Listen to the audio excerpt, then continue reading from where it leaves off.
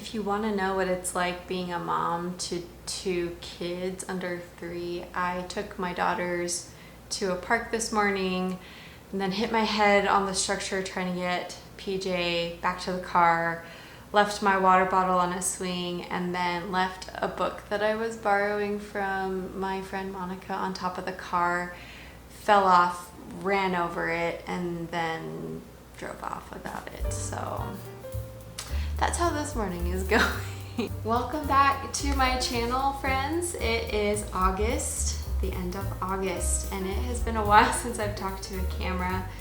I have to apologize for not having a video up last month in July. There was just a lot going on, and I had to prioritize some things, and one of those things was Skillshare. You'll notice that I uploaded the intro to my Skillshare class that I created last month. It is a class all about character design. It's an intro to character design class. It's part 1 of a series of 3 that I am doing, and it's on shape language and basic construction. So if you haven't checked it out, I will leave a link to the intro below, and you should definitely watch it. And if you think that that might be useful to you, sign up for Skillshare. If you have Skillshare, take my class. If you don't have an account on Skillshare yet, you can sign up with my link and get a free month of Skillshare, and you can take my classes, you can take anyone's classes for a month. So I'm really excited about that class. It was really fun to make. And I think that I have some things in there that I haven't seen in other art classes. There are things that I learned in art school that I haven't heard other people talk about on YouTube or other platforms. So I definitely recommend it. So last month was all about Skillshare for me. It was also about commissions. I opened my commissions last month. They are still open, so you can either email me or DM me on Instagram or TikTok if you are interested. I have pinned on both TikTok and Instagram my information about my commissions. So if you would like to have some art done by yours truly, check that out as well. I've been working on several different family commissions for friends and random people who have reached out to me. So that was another fun thing that I did in July, and I'm continuing to do. And I also spent a lot of time talking to my friend Hana, who is also an illustrator. And Hana is actually really cool because not only is she an illustrator, but she's probably one of the only illustrators that I know that is also a comic artist and a fine artist, and successful at both of those things. So she and I have been friends for a really long time, and we have been really excited about fall. Fall is coming. It's the end of August. I'm so excited to wear my sweaters. I just love fall, and so we have decided to make a fall checklist. You know, the kind that you can search on Pinterest, and it's just cute illustrations with different things for you to do to check off when you are celebrating fall. We decided we wanted to make our own. We both have been kind of fangirling over which cottagecore and so we wanted to make our own that kind of fit that particular niche.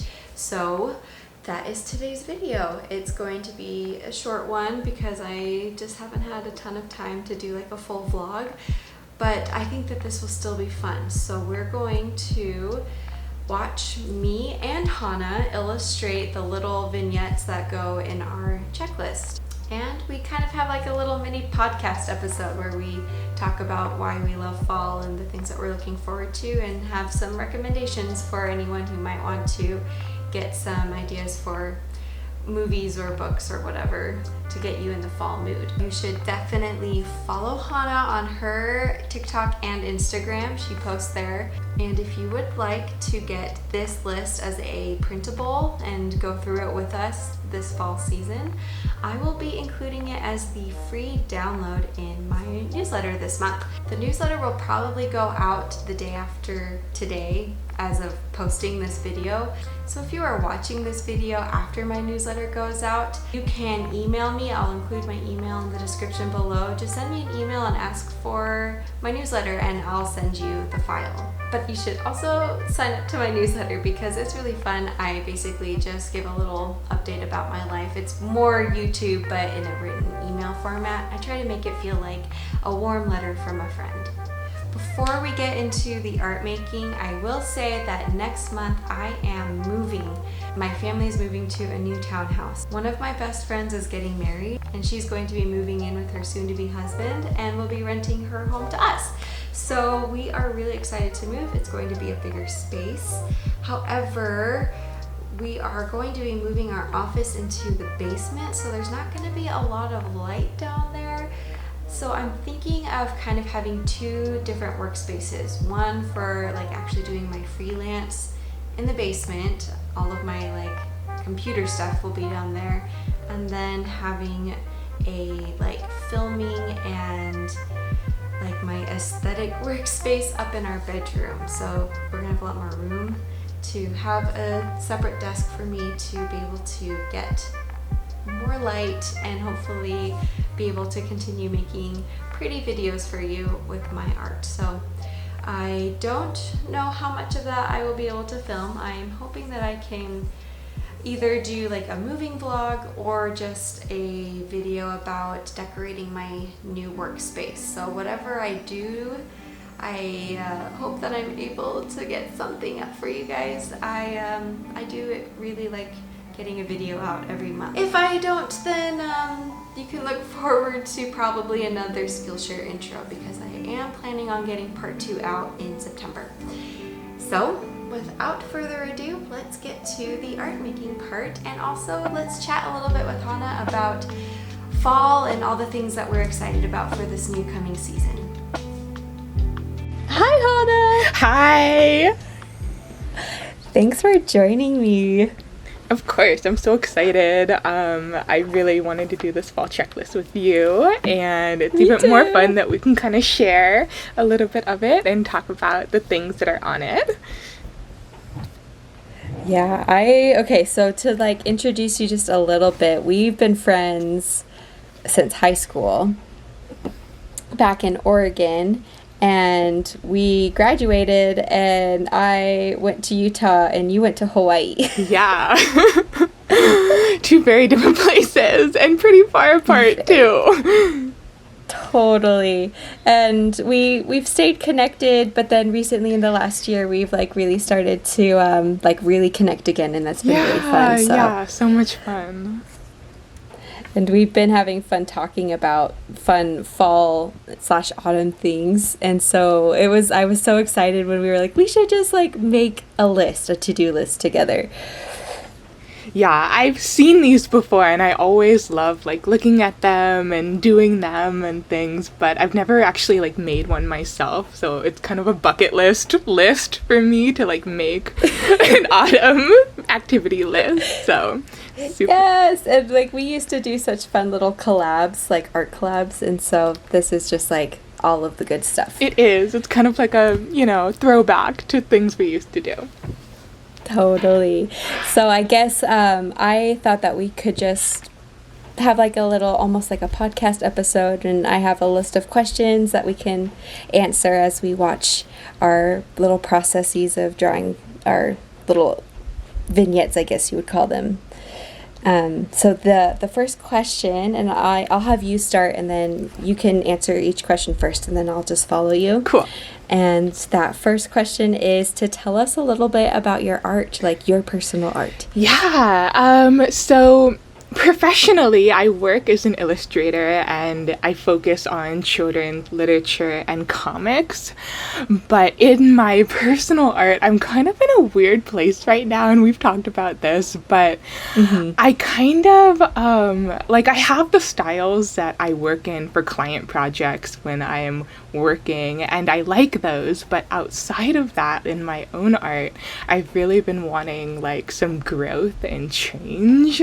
And so like right now, like I look at my art and sometimes I'm just like, it's just not where I want it to be. But then I'm trying to just be open, and I'm exploring different coloring styles and different levels of realism and stuff, just to see the tweaks I want to make and when I feel happy about them.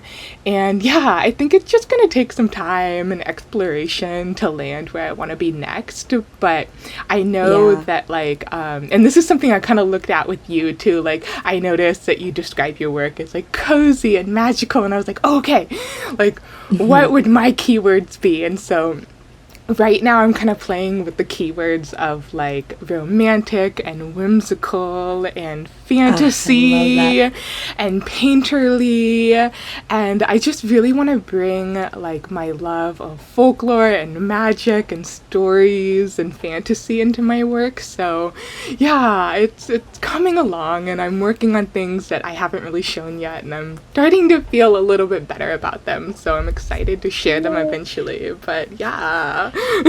Yeah, I remember you were saying that you were kind of having a hard time balancing the desire to do the more like cutesy, simple, versus the more like rendered, more like the classical fantasy art, I guess you would call that. And that, I totally understand that, like that struggle of like not knowing, like liking both worlds, but then not knowing how to kind of like reconcile them into one style.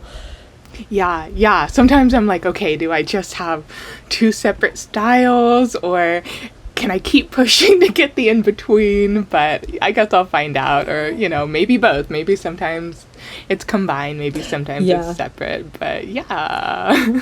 I think there are a lot of artists that are able to kind of like have both. Where they've got their two different styles that they can kind of alternate between. Yeah. I'm excited to see how you do it. Thanks. So tell me. Maybe you'll inspire me. Yeah. I don't know. You inspire me all the time. So tell me more about your art. Yes. Well, like you said, I think cozy and magical are definitely my keywords. And then I would also probably throw in witchy and motherhood. So like I guess witchy and magical definitely work together, but like maybe some more of the like pagan traditional kind of ideas of witchy mixed in with more fantastical magical elements. And then just because I'm a mom, I sometimes just really like to draw babies. So that's definitely a theme that kind of runs through my artwork. And so I feel like I've also been on a journey to find my style, and that has also been very interesting and difficult, and like wanting to pull my hair out and never feeling like I'm good enough. It's so hard to like find your voice as an artist because there's so many amazing influences that you kind of just want to do it all. Like for me, at least, I just feel like I'll see an artist and be like, oh my gosh, I want to do that. But then I don't want to like copy that style. So then trying to like somehow bring it, I don't know. It's so hard. Style is hard. It is. But I feel like I'm landing somewhere in this more kind of like more simplified realm. And I think I'm happy there for now. So I think that I'll just stay where I am until it starts to feel off, I suppose. Yeah. I totally feel that with like seeing different art and being like, I want to do something like that. And then like the problem with me is that like I think my taste like are so like stretched out across like the spectrum of art, where like I'll see something super like realistic and dark and moody and I'm like that, and then the next moment I see something that's like light and like simplified and just like watercolor washed and cute, and I'm like that, and it's like I can't they don't add up. So that's like kind of the struggle. And that's the hard thing, is like feeling like you almost have to have a very consistent look across like the body of your work. I really struggle with wanting to do everything, but then also feeling like, well, if I did everything, then maybe no one like people wouldn't be able to kind of like pinpoint what my brand was about, and then maybe I would seem confused, or that, I don't know, that's definitely Yeah, difficult as someone who's trying to like create a brand. yeah, I feel that too. And yeah, I don't know the answer yet. Yeah, me neither. I guess just make what makes you happy. Yeah, I think at the end of the day, that's key. Yep. And I think people can tell when you are making what makes you happy, Yeah. and that's what draws people in. Yeah, for sure. Well, I think we'll go on to the next question, Okay. which is, what is autumn like where you live? Okay, so I live in Hawaii, as you said, and unfortunately, autumn is very, I don't want to say non-existent, but I'll just say nuance here. There are some changes, like it gets a bit cooler, and like there are some seasonal plants and things like that come and go in different times of the year, but really there isn't a very strong autumn. Like all the best parts that I think everyone like is so excited for and celebrates during autumn, like the leaves changing colors and pumpkin patches and all of those things, aren't really a thing here. So I really love to travel during autumn because it's my favorite season, and I just love it so much and I miss it. So usually if I'm going to travel, I try and like sandwich it in autumn somewhere so that I can get that experience. Change. Yeah, because it doesn't really happen here to a strong degree, and it can be a little bit disappointing, but Yeah, you can't quite get those like classic sweater, warm drink. Yeah, and I miss it, so I definitely have to travel and get my fill of autumn vibes elsewhere. And it's really awesome that you're able to do that too. And you've done autumn in Japan, haven't you? No, I've only been to Oh, I thought you did. Yeah, I've only been to Japan in the spring, which is probably like maybe the other most popular time to go because cherry blossoms, sakura are blooming, so that was really beautiful. But it is my goal to like go to Japan in the autumn at least once. I would almost rather go in the autumn than the spring, just because it seems so gorgeous, especially up by Mount Fuji. Yeah, someday. Someday, yes. Yeah. So yeah, in Utah, the high desert, I actually live in a part of Utah that is like sandwiched up right by the Wasatch Front, the mountains, and so we get the full spectrum of seasonal changes, whereas I felt like even in Oregon it was more of like a temperate rainforest, so like we still had seasons but they were a lot more mild. In Utah we get like full-blown like scorching hot summers to snowy tundra in the winter, and so the fall here is really actually very, very pretty, especially in the mountains. So that's my favorite thing, is to spend as much time as I can up in the mountains because the aspen trees turn yellow, and it's just a very magical place to be in the fall. And Utah is like very activity oriented, so there's tons of farms, tons of orchards, and like fall festivals. So there's like, you could pretty much celebrate fall in any way you wanted to here. Like every day there would be like a different event or something you could do. There's this place up by Salt Lake City that I haven't been to, but it's called Gardner Village, and they have like, they dress it up all spooky, and then they just like hire women to walk around dressed up as like witches, and you could just like show up cool and hang out with witches. I know, isn't it? I want to go so bad. I love it. So that sounds really fun. I like Utah, at least, especially for the fun seasonal activities. So cool. Okay, so we're gonna get into kind of like I guess we've already started with my first question about autumn, but we have some like recommendations and things that we love about fall. So I guess the first question will be, why is autumn meaningful to you? Yeah. I think because I'm an October baby, I'll always just think Yeah. October is the best month ever, and I'm a little bit biased, but also I just feel like autumn just speaks to my soul. It's so atmospheric and beautiful, and it's moody, and just like it's so striking too, especially if you do live in a place where like the leaves are changing colors and everything. So visually I think it's just really exciting like to see. Definitely. Yeah, and for me it just always has like this air of turning inwards and sort of taking stock Yeah. of what has grown and changed over the year up until then, and then like reflecting as winter approaches and sort of hunkering down, and going inwards and getting cozy and stuff, both sort of like metaphorically and physically if you live somewhere cold. But yeah, I just think it's a really cozy and like beautiful introspective season. Introspective, yeah. What about you? I totally agree with that. I always call it like my angsty season. That's the season that I pull out my like spooky, angsty music and drive around in foggy mornings. Just like Yeah.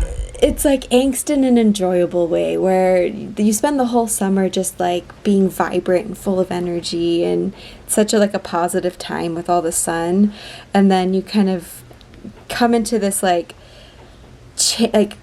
you can feel everything changing, and I feel like just that like that huge shift in not like the air, the leaves, like everything, it just like you can like feel your soul changing. Yeah. It just like makes you want to like be angsty.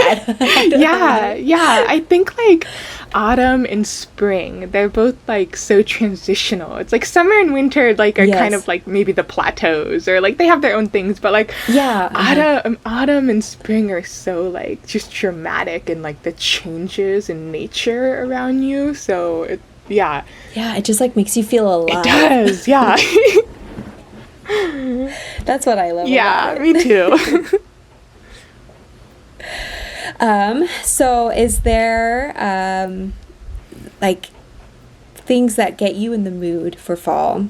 Are there TV shows or movies that just like get you totally in that fall mood, ready to enjoy all that it has to offer? Yeah, I feel like my recommendations aren't gonna be like, revolutionary. They're probably the same things no. that like everyone else watches, but some things that I try to watch maybe around Halloween especially are Hocus Pocus, and so it's exciting there's a new one coming out. And then like Harry Potter is kind of like an always, clicks into like the spooky, witchy themes of fall. And then I love watching Sabrina, which I'm excited for you to maybe start watching that soon. I was really unhappy about the last season, but the show overall is a nice watch during autumn because it's so, witchy vibes. And then another thing I like to watch during autumn time is Fantastic Mr. Fox. I love that movie. Yeah, I don't know if it actually takes place like specifically in autumn, but it's so aggressively orange that I think it works. So that one, Just all the little woodland creatures. That's a very it does. vibe. It does, and that movie's just so funny. And then one thing that I saw recently that I'm putting on my list to watch this year that I haven't seen yet is called The King, Eternal Monarch. It's a K-drama, and apparently it's like set in Korea obviously, but like during autumn, so I really want to add that on and like try that out. And then it just popped in my head, the K-drama Goblin, or sometimes it's called... Oh, yes, I need to watch that one. Yeah, I think it's called Guardian, like the Great and Lonely God, or there's a whole bunch of different iterations of the name, but it also has some really pretty autumnal scenes. Some are in Canada, but that's a really wonderful K-drama if you want to watch one. It's one of my favorites. I've had that one recommended to me by probably like 5 different people now. Yes, so yeah. I definitely need to watch it. Yeah, you totally should. So I think were those all of your recommendations? Yeah, I think so. Okay. So the two that come off the top of my head are first Over the Garden Wall. Yes. Which I was telling you a little bit about. To me, like, that is autumn just wrapped up in a neat little bow. It's got the spooky, it's got spoopy, it's got all the, like, beautiful backgrounds, and it's just like I can't go without it in an autumn now. It's gotta watch it. So that one, it's just fun too, the relationship between the brothers, because it's about 2 stepbrothers who kind of stumble into this fantastical harvest world, and there's like some mystery and stuff. So I really enjoy that one. And then the other one that came out in my mind, like with the K-drama you mentioned about the king, I don't know that it's necessarily a fall show, but it has seasons of fall that are really good, is Anne with an E on Netflix. Yeah. There are just some amazing episodes set in the fall where it's just like, I just want to live there. Yeah. I want to be one of Anne's friends running around having adventures in the forest by her farm. Yes. Kindred spirits. Yes, you're my kindred spirit, Hana. Oh, you are mine. I love that show so much. And I feel like we would fit into friends? it. Bosom friends. Yes. Yes. Oh, yeah. That's a great one. I love it. So I'm so sad that there isn't going to be a new season. It's such a bummer. Yeah, I would have loved to have seen, like, them off at college and, like... Me too. Oh, yeah. I grew up on the old Anne of Green Gables and Anne of Avonlea, and so my mom gets all, like, she doesn't like the newer adaptations because they're not true to the original, but I can hold space for both in my heart. I love it. All right, so next, do you have any book recommendations? I do, and this is the part I'll probably go off on. You can tell me to stop. Give me all the recommendations. Okay. I think you've probably already heard about all of them before, but I'll repeat them, and I'll maybe fill in a little bit more about them, too. Cool. These are ones that I'm always trying to, like, get people to read, because they're so good. But my first one is An Enchantment of Ravens by Margaret Rogerson.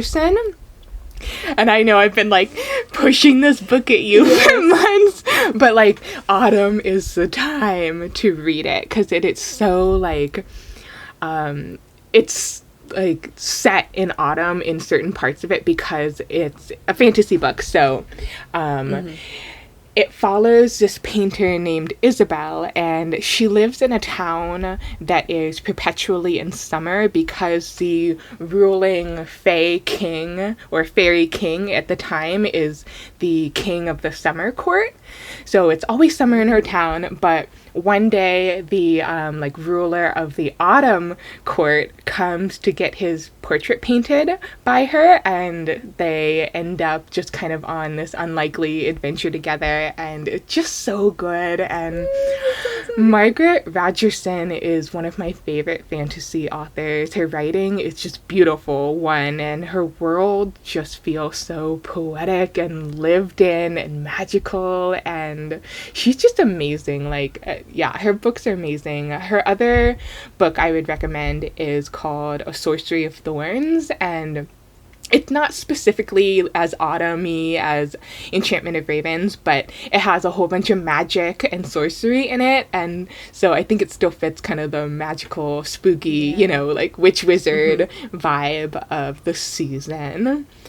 The other recommendation I have is called A Far Wilder Magic by Alison Saft. And you've also already heard about this one, but I love the it's cover so of that book. beautiful. I've read Yeah, I'm a sucker for good cover art. I know people say, like, don't judge a book by its cover, but, like, it has a beautifully illustrated cover. I feel like as illustrators, it really like, does.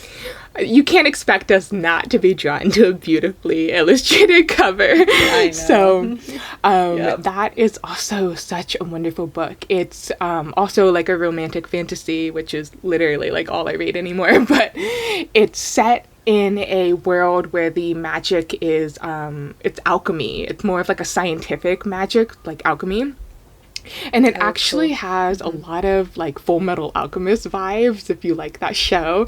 Yeah. I love Me Fullmetal too. Alchemist. Yeah, it's one of my favorite shows. It has been since I was a teenager, and so like reading A Far Wilder Magic and all the alchemy in it was super exciting because it was like, oh, this feels like Full Metal Alchemist, and it has some of that kind of like, it has some of the similar like plot lines with like maybe like the extreme sacrifice and danger of alchemy and things like that kind of echo themes in Full Metal Alchemist. So if you like that show, I think Some of those like kind of spooky, dark yeah, I themes. think you would like this book if you like that. And Yeah.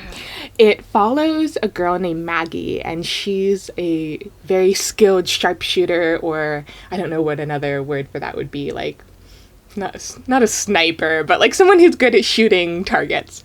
And she teams up with this boy named Wes, who is struggling to become a professional, like official alchemist, and they work together to try and win this magical fox hunt called the Half Moon Hunt. And the fox that they're trying to hunt, though, is like this vicious, godly creature fox. So it's not just normal fox, and it's really hard to kill. So they've got to, like, try and figure out how they're going to win and how they're going to get the fox. And initially, I was a little bit afraid because I love foxes.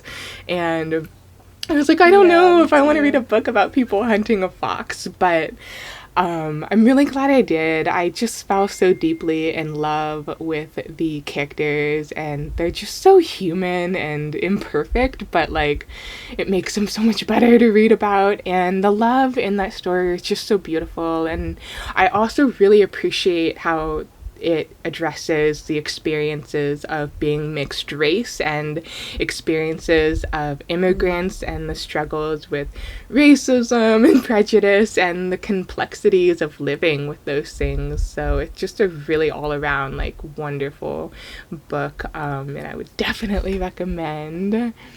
The last Definitely putting that on my list. The last little recommendation I have is just one of my favorite series. It's called the Cruel Prince series, or the first book is called The Cruel Prince, and then there's more in the series, but those are by Holly Black, and it's not specifically autumnal, but they're just so moody and magical. I think they're a good read for autumn, and they're just so good. Holly Black is another one of my favorite authors, and I've been reading her books since I was like 12 and just like been so obsessed with her world she's created, her literary universe, and she's so good. But yeah. I mean, those 3 books you've recommended to me before, but I've also seen them on a lot of other people's recommended lists, and so I'm dying to read them once I have more time. I'm just so you could try excited. audiobooks. So, yeah, that is a really good idea. I'm going to look into that. So my 2 books are both by the same author, Maggie Stiefvater, and you're already going to know what it is. It's the Raven Cycle series. And the Raven Cycle series is about a high schooler named Blue Sargent who lives in a house full of witches. So her mother's a witch, and her aunts and her cousin all like have a witchcraft practice where they do divinations for people or make potions and stuff. And so she already kind of lives in a fantastical setting. She lives in Virginia, and she she attends school next to a very prestigious all-boys prep school, basically.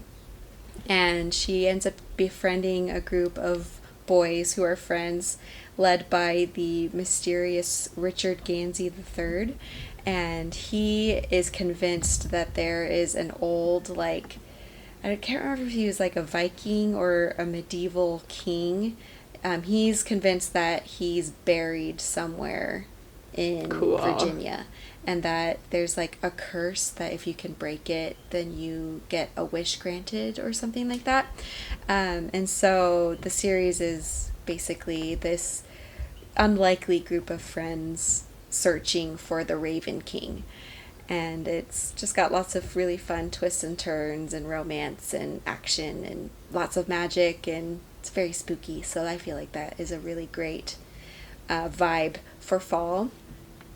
And I devoured the series in like a month. So very, very good read. And I loved the author so much that after I finished that series, I read another book by her called The Scorpio Races.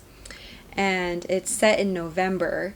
Every November, there's a race in this city or this like coastal town where you ride, not cannibalistic, they're horses that eat meat. They're like evil horses. I don't know how else to explain. Carnivorous horses. But they're, yes, that's the word. They're carnivorous horses that like are really powerful and really like savage.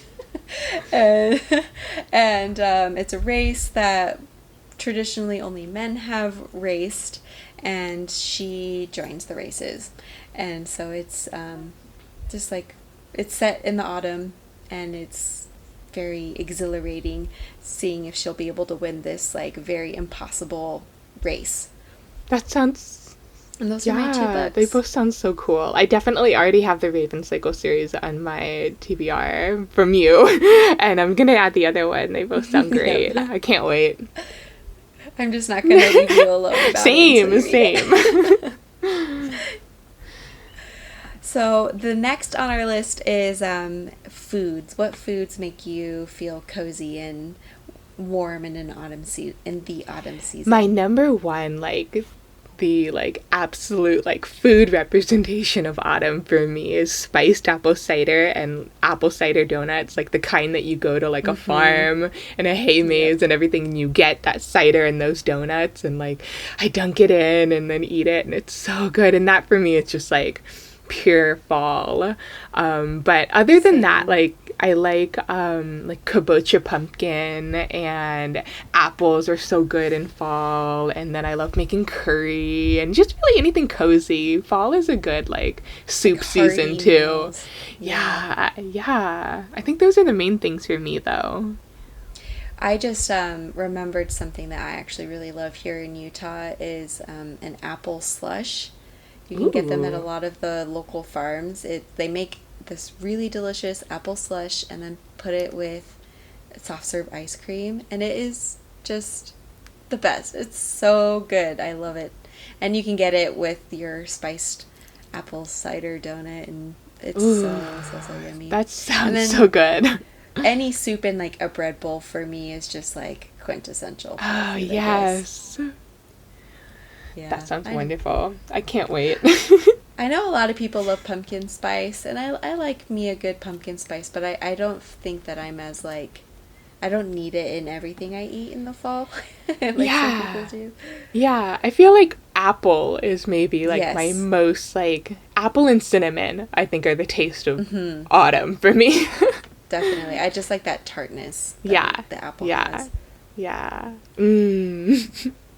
I'm so excited for fall food. Okay, let's see. Let me get the next prompt. Okay, so on our list, you may notice that we have the autumnal equinox and Samhain. You illustrated the prompt for Samhain, and I illustrated the autumnal equinox. And these are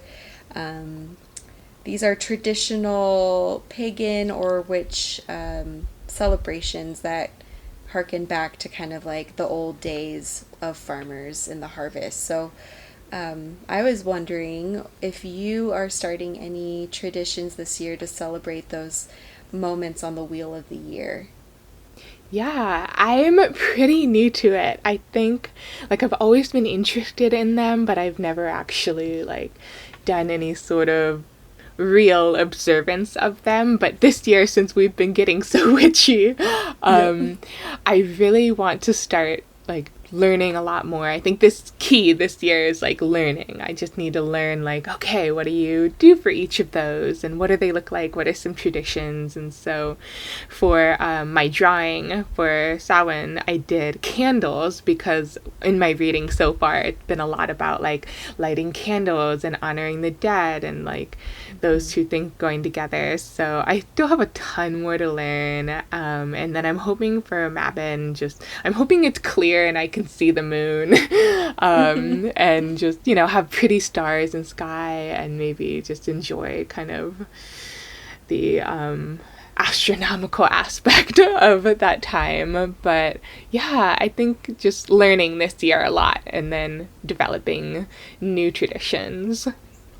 Yeah, I'm definitely in that learning phase as well. I have some books, and I actually just finished reading my book for the autumnal equinox or Mabon.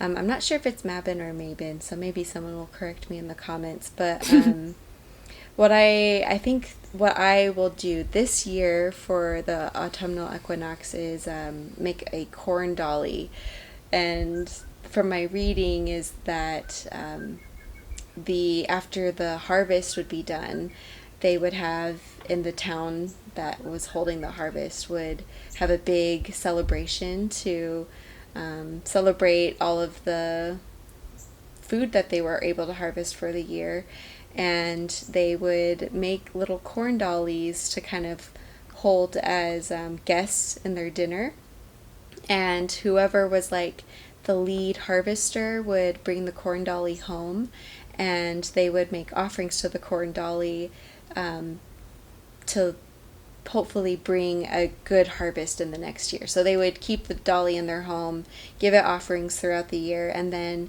before they began the next harvest, they would burn that corn dolly.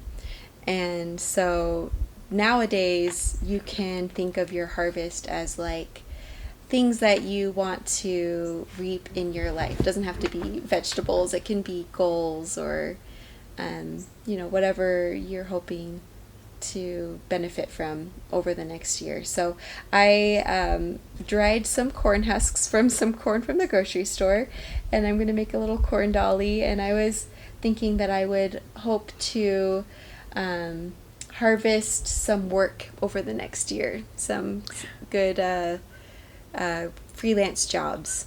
Yes. So I'm going to keep that corn dolly by my workspace and maybe offer some candy here and there. Yeah, that's awesome. Ooh, I'm so excited.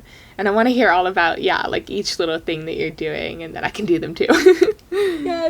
Yes, go get some corn and dry some corn husks and make a cute little dolly. Yes, I'll have to hunt it down. Yeah, do they grow corn in Hawaii?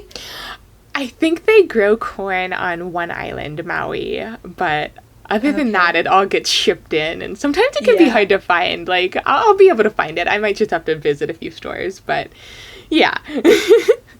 Well, we can send each other little pictures of our dolls. So also on our list, we have Mid-Autumn, and that is something that I'm not too familiar with, celebrating Mid-Autumn. So I was wondering if you could maybe explain a little bit what that is and how you celebrate it. Yeah, I'm still kind of new to it as well, but I've been trying to really observe it for the past few years. And Mid-Autumn is a celebration that takes place in many Asian cultures, but originated from China. And it celebrates the autumn harvest and often centers around admiring and worshiping the full moon. So it's really celestial too. Very cool. Yeah, this year Mid-Autumn is on September 10th, so it's actually coming up pretty soon, and I was excited to have it on the list because it kind of feels maybe a little bit earlier than some of the other ones, like that are, you know, later on in the season. So this one's coming up pretty fast, and I decided to do a mooncake drawing for our list because I feel like they're maybe the most well-known out of the traditions associated with Mid-Autumn. And mooncakes, if you're not familiar, are a little Chinese pastry that can have all sorts of different fillings, but some of the more traditional or popular ones are lotus paste and salted egg yolk. Oh, interesting. And then something you might be a little bit more familiar with is red bean paste. I think you probably had that in some different Asian desserts. That's popular. And then there's also like varieties of mooncakes that don't look quite like the one I drew, that have like the really golden exterior. There's ones that are called snow skin mooncakes, and they're actually wrapped in mochi, and they're white, or sometimes they'll be colored. Like if it's a matcha mooncake, it'll be green. So they're really beautiful, and I had a lot of fun drawing that. Another It's a beautiful illustration. Thank you. Another because it is celebrated all different areas around Asia, another dish that you might have if you're in Japan or observing tsukimi, which is sort of the Japanese equivalent of the celebration, you might have tsukimi dango, which is like a pyramid stack of little balls of mochi or rice cakes. And I think I've seen those before. yeah. So dango comes in all different kinds of, I guess, forms. They're really popular ones that you'll see a lot are like a white one, a green one, and a pink one on a stick. Yeah, so that's really popular. But for tsukimi dango, it's in like a pyramid stack, and all of the little pieces of mochi will be white except for the top piece, and the top piece a lot of times will have like kabocha pumpkin added into it, so that it's kind of like a yellow-orange color, so it looks like a harvest moon. Oh, that's so cute. Yeah, so it's visually fun too. So yeah, those are just some of the different things that I try to do for Mid-Autumn. I can't find mooncakes where I am easily, so I'm still debating if I'm going to try and make one, or if I'm just going to do something like the tsukimi dango and make mochi, because it's a bit easier. But yeah, I definitely recommend on that day, September 10th, just maybe find some mochi or make some mochi and drink some tea and look at the moon with your friends and family. It's really fun. I definitely want to do that. I when I lived in Thailand, on the New Year, they would sell moon cakes, and I never tried one, and I heard mixed reviews on them, but I don't know if that's because it was Thai moon cakes. Maybe they don't know how to make them the traditional way, but I would love to try one if I can find one.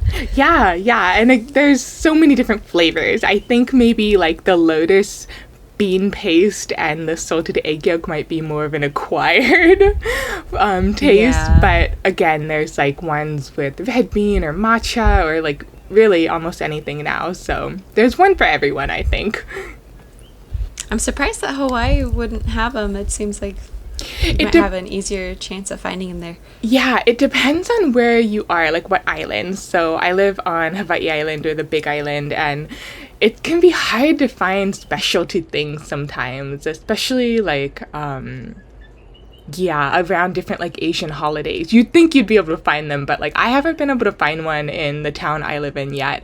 But on Oahu, which is like the most populated and like metropolitan island, it's huge. If you go to Chinatown, like people will be like lined up out of doors, and these places will have like really like luxury gourmet mooncakes, and you get a whole box, and I'm always super jealous because I'll see my friends posting like their box full of mooncakes, and they're just gorgeous, and I want them so bad. But yeah, I'm gonna have to try to make them, maybe, or whatever maybe you someone make will be beautiful and amazing. You're so good at baking.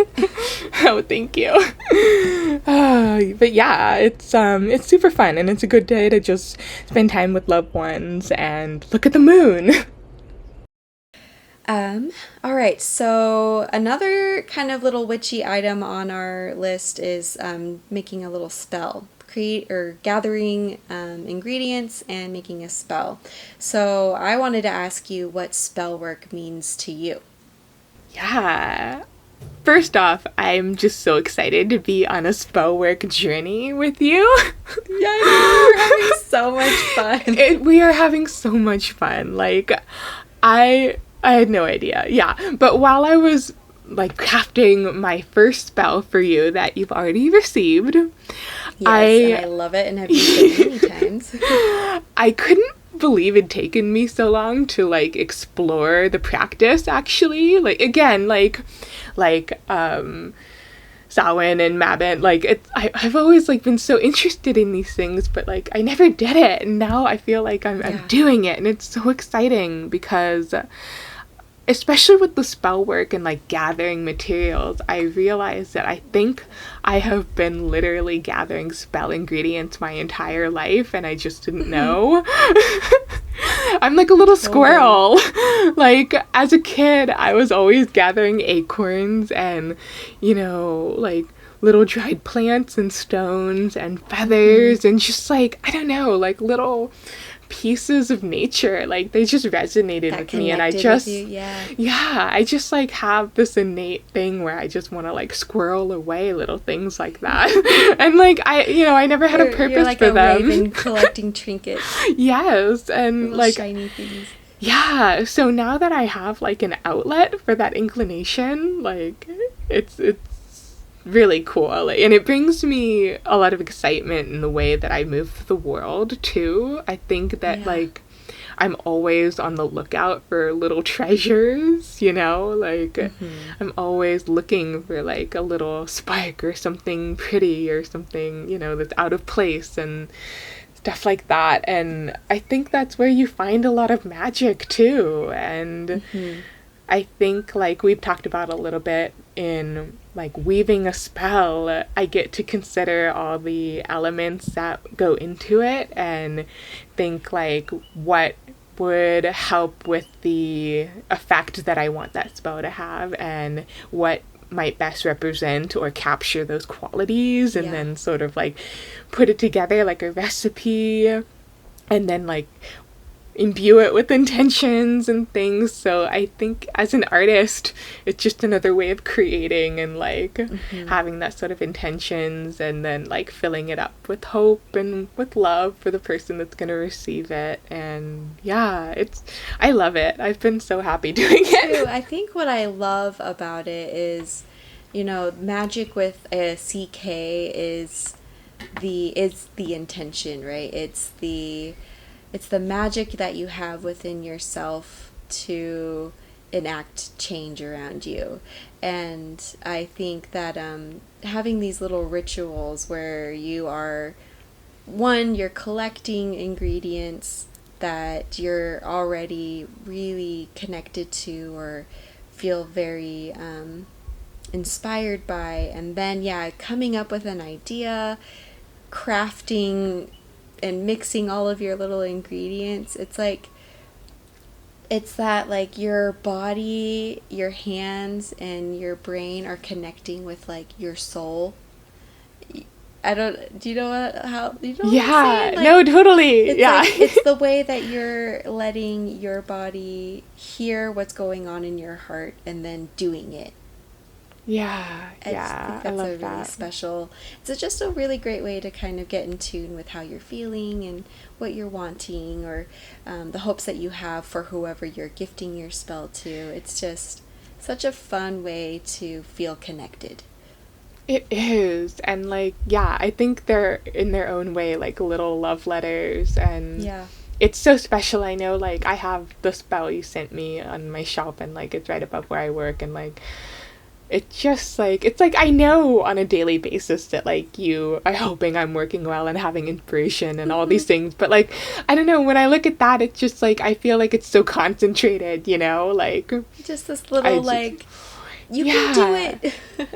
It is. It's just such a specific little like nudge, and I love it.